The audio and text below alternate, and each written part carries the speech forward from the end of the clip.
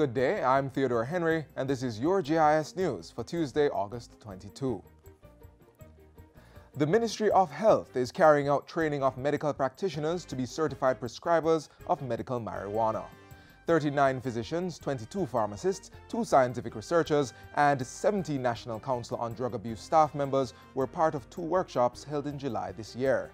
The next one is scheduled for October. The training is part of the ministry's role in regulating the medical marijuana industry, and the course is offered by Neuropsych Services. Physicians completing the accredited program received a certificate of registration to recommend medicinal cannabis in Jamaica. This certification will appear on the Health Ministry's register and shared with the Pharmacy Council and pharmacies in Jamaica. Pharmacists completing the course received a certificate of completion, which is supported by the Medical Association of Jamaica and the National Council on Drug Abuse. Of the 9 medicinal cannabis products that have been registered with the Ministry of Health, 3 were approved in June this year.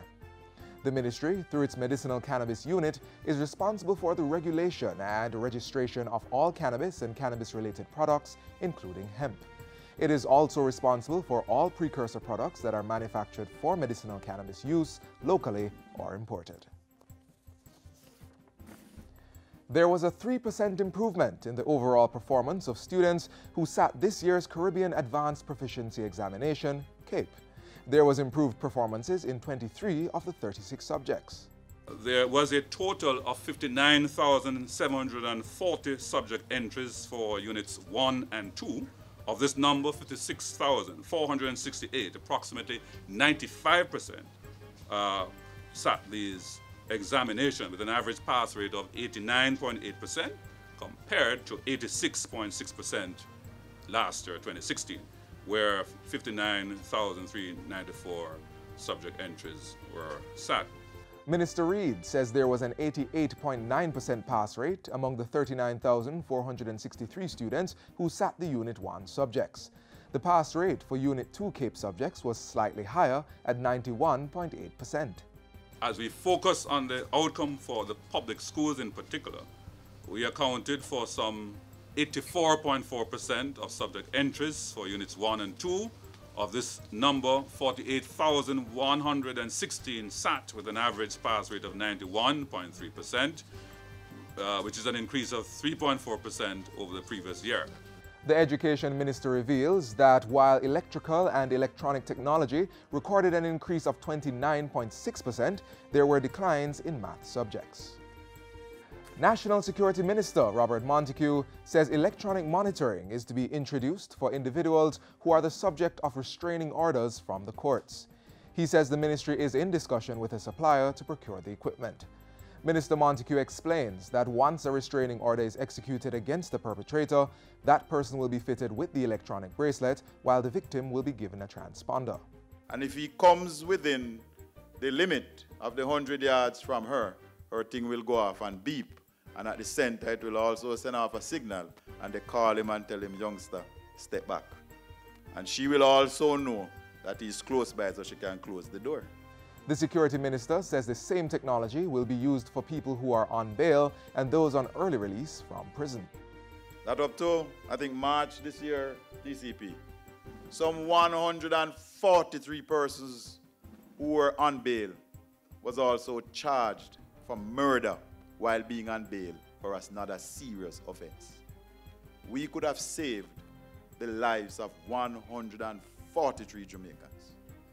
So since bail is a right, we are going to enter into some discussions with the Ministry of Justice to ask that for some categories of crime, the persons on bail should wear an electronic bracelet as a condition of bail. Minister Montego was addressing the recent signing of a Memorandum of Understanding by his ministry, the Jamaica Constabulary Force, and the University of the West Indies. He indicates that about 400 members of the JCF had been trained in domestic violence prevention. Meanwhile, the Jamaica Constabulary Force is increasing its police training capacity to counter the attrition rate, which stands at over 500 men and women per year. Deputy Commissioner of Police Clifford Blake says 10 senior officers will begin training in cybersecurity next month at a cost of $12 million. He says the training capacity at Mobile Reserve has also been upgraded to accommodate 200 recruits. This, he says, will help to bring the police force to its full capacity of 14,092. The current figure stands at 11,433. This additional capacity of up to 200 will significantly increase our intake number. We are looking combined, if we are losing on average 500 persons each year, and we can increase our training capacity to graduate 1,200 persons annually, we'll be having a net gain of around 700, with a shortage of roughly 2,500 to 3,000 persons. It's still gonna take us in excess of 4 years to reach the required number. 244 new recruits were enlisted in the Jamaica Constabulary Force in 2015 and another 495 in 2016. And finally, the Ministry of Industry, Commerce, Agriculture and Fisheries says solutions are now underway to meet the increased demand for the 500-gram or approximately 1 pound packages of sugar for the retail trade. The statement comes against calls from select retailers for more of that package size. In a release on Monday, the ministry says an emergency stakeholder meeting was held on Friday with Jamaica Cane Products Sales and its packaging agency, Caribbean Depot Limited. Measures being implemented from the meeting include the immediate delivery of packaging material into the island. Plans are also being put in place to increase the 500-gram production line with the recruitment of additional workers. The ministry says the shortfall in the 500-gram packages will be addressed within 2 weeks. In the meantime, the ministry is refuting reports of an overall shortage of packaged sugar, adding that there is also no widespread complaints from consumers regarding an unavailability of sugar. And that's it for JIS News today. I'm Theodore Henry. Thanks for watching.